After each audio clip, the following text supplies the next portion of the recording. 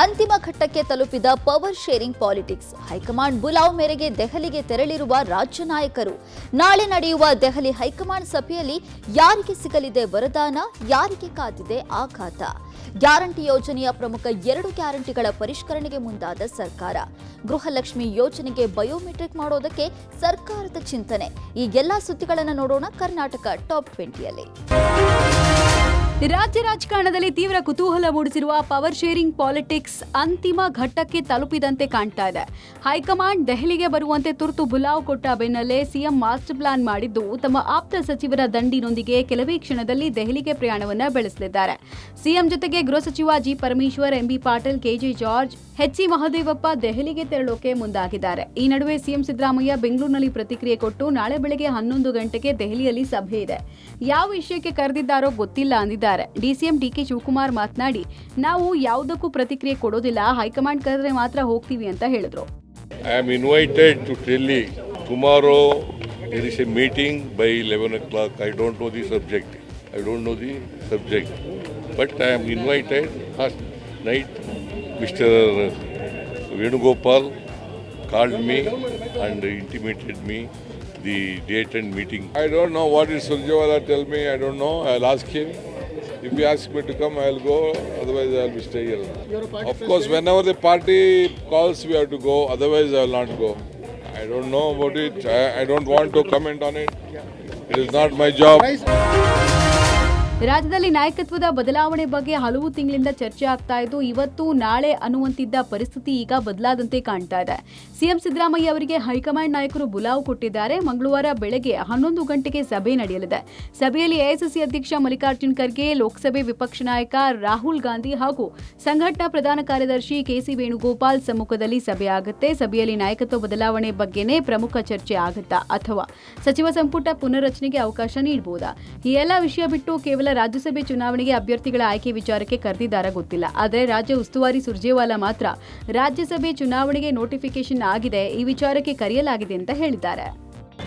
Rajya elections have been notified. Council elections will be happening thereafter.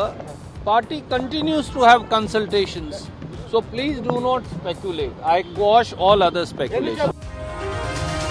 ರಾಜ್ಯ ರಾಜಕಾರಣದಲ್ಲಿ ಕುತೂಹಲ ಮೂಡಿಸಿರುವ ನಾಳಿನ ಕಾಂಗ್ರೆಸ್ ಹೈಕಮಾಂಡ್ ಸಭೆಗೆ ಕೊನೆಗೂ ಡಿಸಿಎಂ ಡಿಕೆ ಶಿವಕುಮಾರ್ ತೆರಳುತ್ತಿದ್ದಾರೆ. ಬೆಳಗ್ಗೆಯಿಂದ ಹೈಕಮಾಂಡ್ ಸಭೆಗೆ ಬುಲಾವ್ ಬಂದಿಲ್ಲ, ಹೈಕಮಾಂಡ್ ಕರೆ ಬಂದ್ರೆ ಮಾತ್ರ ಹೋಗ್ತೀನಿ ಅಂತ ಹೇಳ್ತಾ ಇದ್ದ ಡಿಕೆ ಶಿವಕುಮಾರ್ ಅವರಿಗೂ ಹೈಕಮಾಂಡ್ನಿಂದ ಕರೆ ಬಂದಿದೆ.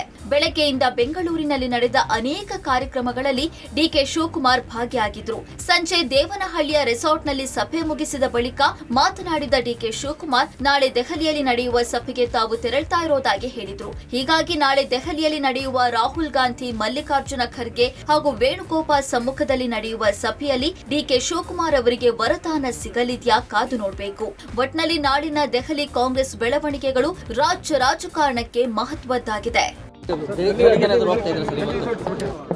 ಕೆಲವು ಸಂದರ್ಭದಲ್ಲಿ ಹೋಗ್ಬೇಕಾಗ್ತದೆ, ಹೋಗ್ತಾ ಇದ್ದೀನಿ. ರಾಜ್ಯದಲ್ಲಿ ನಾಯಕತ್ವ ಗೊಂದಲ ಪರಿಹಾರಕ್ಕೆ ಕಾಂಗ್ರೆಸ್ ಹೈಕಮಾಂಡ್ ಪ್ಲಾನ್ ಮಾಡಿರುವಂತೆ ಕಾಣ್ತಾ ಇದೆ. ಕೇರಳ ಸರ್ಕಾರ ರಚನೆಯ ಕಸರತ್ತು ಮುಗಿತಾ ಇದ್ದ ಹಾಗೆ 2 ದಿನಗಳ ಹಿಂದೆ ದೆಹಲಿಯಲ್ಲಿ ತ್ರಿಮೂರ್ತಿಗಳ ಸಭೆ ನಡೆಸಿ ಚರ್ಚೆ ನಡೆಸಿದ್ದಾರೆ. ಕರ್ನಾಟಕದ ವಿಚಾರದಲ್ಲಿ ಅಂತಿಮ ತೀರ್ಮಾನ ಮಾಡುವ ಉದ್ದೇಶದಿಂದ ದೆಹಲಿಯಲ್ಲಿ ರಾಹುಲ್, ಮಲ್ಲಿಕಾರ್ಜುನ್ ಖರ್ಗೆ, ವೇಣುಗೋಪಾಲ್ ಸೇರಿ ಮಹತ್ವದ ಸಭೆ ಮಾಡಿದ್ದಾರೆ. ಸಿದ್ದರಾಮಯ್ಯ ಅವರಿಗೆ ರಾಜ್ಯಸಭೆಯ ಆಫರ್ ಕೊಟ್ಟು ಸಿಎಂ ಕುರ್ಚಿ ಖಾಲಿ ಮಾಡೋಕೆ ಸೂಚಿಸಿದ್ದಾರೆ ಅಥವಾ ಸಂಪುಟ ಪುನರ್ರಚನೆಗೆ ಅನುಮತಿ ನೀಡಿ ಡಿಕೆ ಶಿವಕುಮಾರ್ಗೆ ದೆಹಲಿ ನಾಯಕರು ಶಾಕ್ ಕೊಡ್ತಾರಾ ಎಂಬುದು ಕುತೂಹಲ ಮೂಡಿಸಿದೆ. ನಾಳಿನ ಹೈಕಮಾಂಡ್ ಆ ತೀರ್ಮಾನ ಯಾರಿಗೆ ವರ, ಯಾರಿಗೆ ಶಾಪ ಆಗಲಿದೆ ಅನ್ನೋದನ್ನ ಕಾದು ನೋಡಬೇಕು. 5 ಪ್ರಮುಖ ಗ್ಯಾರಂಟಿ ಯೋಜನೆಗಳ ಪೈಕಿ 2 ಜನಪ್ರಿಯ ಯೋಜನೆಗಳ ಫಲಾನುಭವಿಗಳ ಪಟ್ಟಿಯನ್ನ ಪರಿಷ್ಕರಣೆ ಮಾಡೋದಕ್ಕೆ ರಾಜ್ಯ ಸರ್ಕಾರ ಮುಂದಾಗಿದೆ. ಅರ್ಹ ಫಲಾನುಭವಿಗಳಿಗೆ ಮಾತ್ರ ಯೋಜನೆ ತಲುಪಬೇಕು ಅನ್ನುವ ಉದ್ದೇಶದಿಂದ ಈ ನಿರ್ಧಾರಕ್ಕೆ ಸರ್ಕಾರ ಬಂದಿದೆ. ರಾಜ್ಯ ಸರ್ಕಾರದ ವಿಶೇಷ ಸಭೆಯಲ್ಲಿ ಚರ್ಚಿಸಿ ಮಹತ್ವದ ನಿರ್ಧಾರ ತೆಗೆದುಕೊಂಡಿದೆ. ಅಕ್ರಮವಾಗಿ ಯೋಜನೆಗಳ ಲಾಭ ಪಡಿತಾ ಇರುವವರನ್ನ ಪಟ್ಟಿಯಿಂದ ಕೈಬಿಡೋದಕ್ಕೆ ತೀರ್ಮಾನ ಕೈಗೊಳ್ಳಲಾಗಿದೆ. ಹಾಗೆ ಅರ್ಹರಿಗೆ ಮಾತ್ರ ಯೋಜನೆ ತಲುಪುವಂತೆ ಮಾಡೋದಕ್ಕೆ ಸರ್ಕಾರ ಈ ಕ್ರಮಕ್ಕೆ ಮುಂದಾಗಿದೆ. ಇದರ ಬಗ್ಗೆ ಪರಿಶೀಲನೆಗೆ ಸರ್ಕಾರ ಮುಂದಾಗಿದೆ ಅಂತ ಬೆಂಗಳೂರಲ್ಲಿ ಡಿಸಿಎಂ ಡಿಕೆ ಶಿವಕುಮಾರ್ ಹೇಳಿದ್ರು. ಇನ್ನು ಸರ್ಕಾರದ ಈ ತೀರ್ಮಾನ ಖಂಡಿಸಿದ ವಿಪಕ್ಷ ನಾಯಕ ಆರ್ ಅಶೋಕ್, ಗ್ಯಾರಂಟಿ ಹಣ ಭರಿಸೋದಕ್ಕೆ ಆಗದೆ ಸರ್ಕಾರ ಕಳ್ಳನಾಟಕ ಆಡ್ತಾ ಇದೆ ಅಂತ ಕಿಡಿಕಾರಿದ್ರು. ಸುಮಾರು 100 ಕೋಟಿ ರೂಪಾಯಿ ಯಾರು ಗ್ಯಾರಂಟಿ ತೆಗೆದುಕೊಡ್ತಾ ಇದ್ರು ಅವರು ಎಲ್ಲ ತೀರ್ಕೊಂಡಿದ್ದಾರೆ. ಆ ತೀರ್ಕೊಂಡಿದ್ದಂಥ ಸಂದರ್ಭದಲ್ಲಿ ಅದರ ದುಡ್ಡು ಬೇರೆಯವ್ರಿಗೆ ಹೋಗಿ ಮಿಸ್ಯೂಸ್ ಆಗ್ತಾ ಇದೆ, ಅದು ದಾಖಲೆ ಬಂದಿದೆ. ಎರಡನೇದು, ಆ ಟೈಮಲ್ಲಿ ನಾವು ಚೆಕ್ ಮಾಡೋದು, ಆ ಟೆಲಿಫೋನ್ ನಂಬರ್ಸ್ ಎಲ್ಲ ಯಾರಂತ ಕೊಟ್ಬಿಟ್ಟಿದ್ದಾರೆ. ಸೊ ಅದು ನಮಗೆ ಸರಿಯಾದ ಫಲಾನುಭವಿಗಳಿಗೆ ತಲುಪಿದ್ಯಾ, ತಲುಪ್ತಾ ಇಲ್ವಾ ಅನ್ನೋದು ಕೂಡ ನಮಗೆ ಮುಖ್ಯವಾದಂತ ವಿಚಾರ. ಕಳ್ನಾಟಕ ಅಂತಾರಲ್ಲ, ನಾಟಕ ಬೇರೆ ಕಳ್ನಾಟಕ ಬೇರೆ. ಇವ್ರು ಕಳ್ನಾಟಕ ಆಡ್ತಾರೆ. ಸರ್ಕಾರ ಪಾಪರ್ ಆಗಿ ಸರಿಯಾಗಿ ರೇಷನ್ ಕೊಡಕ್ಕೆ ಯೋಗ್ಯತೆ ಇಲ್ಲದೆ, ಗ್ಯಾರಂಟಿಗಳು ಕೊಡಕ್ಕೆ ಹಣ ಇಲ್ಲದೆ ಒಂದಲ್ಲ ಒಂದು ಸಬೂಬುಗಳನ್ನ ಹುಡುಕ್ತಾ ಇದ್ದಾರೆ. ಗ್ಯಾರಂಟಿ ಕಡಿಮೆ ಮಾಡಬೇಕು ಅಂತ ಡೈರೆಕ್ಷನ್ಸ್ ಎಲ್ಲ ಅಧಿಕಾರಿಗಳಿಗೂ ಡೈರೆಕ್ಷನ್ ಕೊಟ್ಟಿದ್ದಾರೆ. ಸರ್ಕಾರದ 5 ಪ್ರಮುಖ ಗ್ಯಾರಂಟಿ ಯೋಜನೆಗಳ ಪೈಕಿ ಜನಪ್ರಿಯ ಯೋಜನೆಯಾಗಿರುವ ಗೃಹಲಕ್ಷ್ಮಿ ಯೋಜನೆಗೆ ಮೇಜರ್ ಬದಲಾವಣೆ ಮಾಡೋದಕ್ಕೆ ಸರ್ಕಾರ ಮುಂದಾಗಿದೆ. ಇದೀಗ ಗೃಹಲಕ್ಷ್ಮಿ ಫಲಾನುಭವಿಗಳಿಗೆ ಬಯೋಮೆಟ್ರಿಕ್ ಜಾರಿಗೆ ತರುವುದಕ್ಕೆ ಸರ್ಕಾರ ಚಿಂತನೆ ನಡೆಸಿದೆ ಎಂಬ ಮಾಹಿತಿ ಪಬ್ಲಿಕ್ ಟಿವಿಗೆ ಲಭ್ಯವಾಗಿದೆ. ಗೃಹಲಕ್ಷ್ಮಿ ಹಣ ದುರುಪಯೋಗ ತಡೆಗಟ್ಟುವುದಕ್ಕೆ ಬಯೋಮೆಟ್ರಿಕ್ ಜಾರಿಗೆ ತರುವ ಸಿದ್ಧತೆಯಲ್ಲಿ ತೊಡಗಿದೆ. ಈಗಾಗಲೇ ಬಯೋಮೆಟ್ರಿಕ್ ತರುವುದಕ್ಕೆ ಎಲ್ಲಾ ತಯಾರಿ ಮುಕ್ತಾಯದ ಹಂತದಲ್ಲಿದೆ ಅಂತ ತಿಳಿದು ಬಂದಿದೆ. ಗೃಹಲಕ್ಷ್ಮಿ ಯೋಜನೆಯ ಹಣ ಪಡೆಯುವ ಫಲಾನುಭವಿಗಳು ಒಂದು ವೇಳೆ ಸತ್ತರೆ ಅವರಿಗೆ ಅಕೌಂಟ್ಗೆ ಹಣ ಹೋಗೋದನ್ನ ತಡಿಬಹುದು ಅಂತ ಈ ಬಯೋಮೆಟ್ರಿಕ್ ಜಾರಿಗೆ ತರಲಾಗ್ತಿದೆ. ಬೆಂಗಳೂರು 1 ಗ್ರಾಮ 1ಗಳಲ್ಲಿ ಫಲಾನುಭವಿಗಳು ಬಯೋಮೆಟ್ರಿಕ್ ಕೊಡಬೇಕು. ಒಂದ್ ವೇಳೆ ಫಲಾನುಭವಿಗಳು ಬಯೋಮೆಟ್ರಿಕ್ ಕೊಡದೇ ಇದ್ರೆ ಅಂತವರನ್ನ ಲಿಸ್ಟ್ ನಿಂದ ಕೈಬಿಡಲಾಗುತ್ತೆ. ರಾಜ್ಯ ಸರ್ಕಾರದ ಮಹತ್ವಾಕಾಂಕ್ಷೆಯ ಅನ್ನಭಾಗ್ಯ ಯೋಜನೆಯಡಿ ಪಡಿತರ ವಿತರಣೆಯಲ್ಲಿ ಭಾರೀ ವ್ಯತ್ಯಯ ಉಂಟಾಗಿದ್ದು ಜನಸಾಮಾನ್ಯರು ಪರದಾಡುವ ಪರಿಸ್ಥಿತಿ ನಿರ್ಮಾಣವಾಗಿದೆ. ಈ ಕುರಿತು ಪಬ್ಲಿಕ್ ಟಿವಿ ಕೇಳಿದ ಗಂಭೀರ ಪ್ರಶ್ನೆಗೆ ಆಹಾರ ಮತ್ತು ನಾಗರಿಕ ಸರಬರಾಜು ಸಚಿವ KH ಮುನಿಯಪ್ಪ ಬೇಜವಾಬ್ದಾರಿಯ ಮತ್ತು ತರಲೆ ಉತ್ತರ ನೀಡುವ ಮೂಲಕ ಜಾರಿಕೊಂಡಿದ್ದಾರೆ.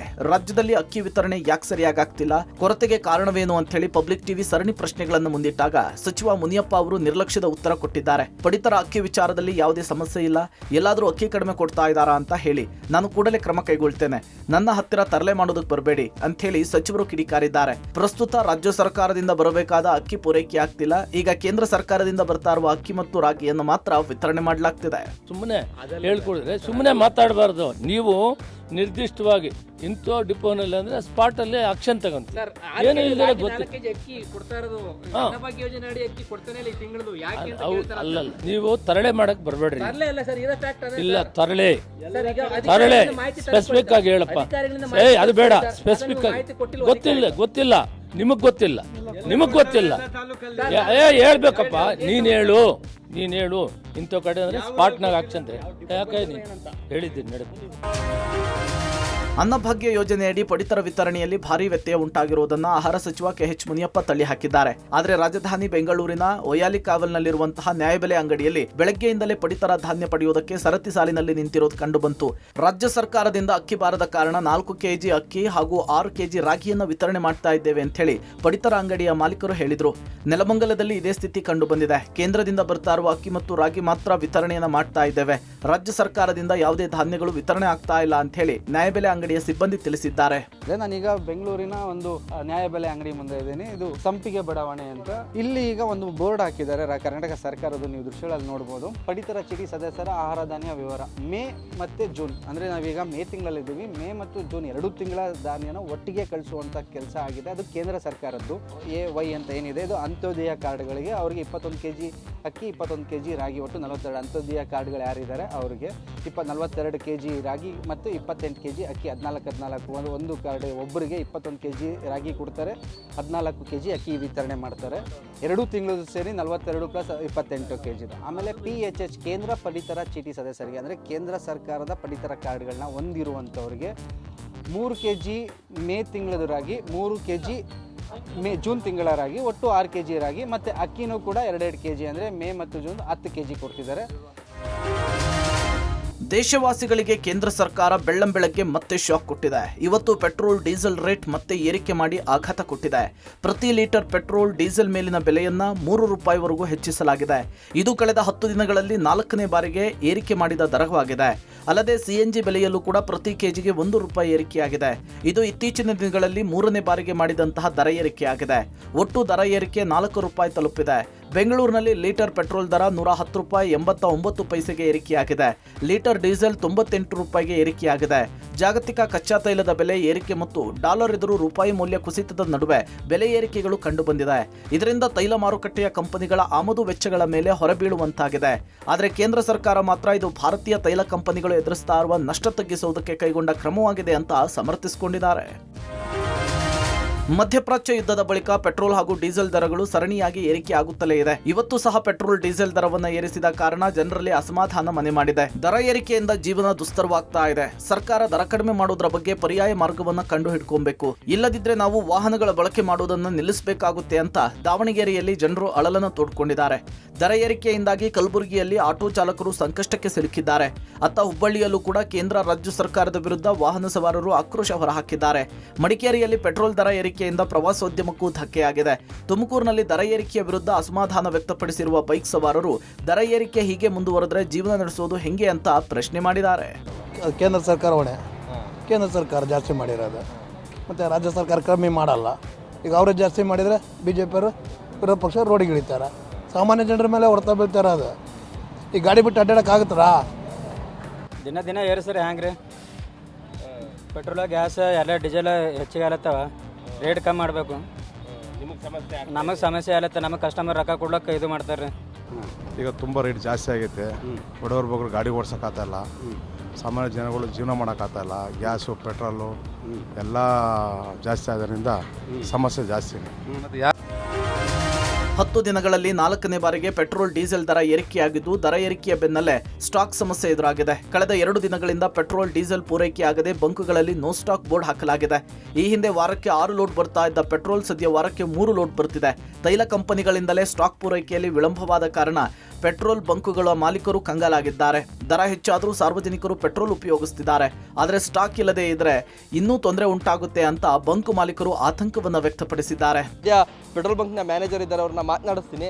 ಸರ್, ಪೆಟ್ರೋಲ್ ದರ ಕಳೆದ 11 ದಿನಗಳಿಂದ 4 ಬಾರಿ ರೈಸ್ ಆಗಿದೆ. ಜೊತೆಗೆ ಸ್ಟಾಕ್ ಕೂಡ ಸಿಗ್ತಾ ಇಲ್ಲ ಅಂತ ಹೇಳ್ತಿದ್ದಾರೆ. ಇವತ್ತು ಸ್ಟಾಕ್ ಇಲ್ಲ ಬಂಕಲ್ಲಿ. ಸಂಡೇ ಇರೋದ್ರಿಂದ ನಿನ್ನೆ ಲೋಡ್ ಕೊಟ್ಟಿಲ್ಲ. ಬಟ್ ಇವತ್ತು ಸೋಮವಾರ ಲೋಡ್ ಬರುತ್ತೆ. ಆದರೆ ಎಷ್ಟೊತ್ತು ಬರುತ್ತೆ ಅಂತ ಗೊತ್ತಿಲ್ಲ.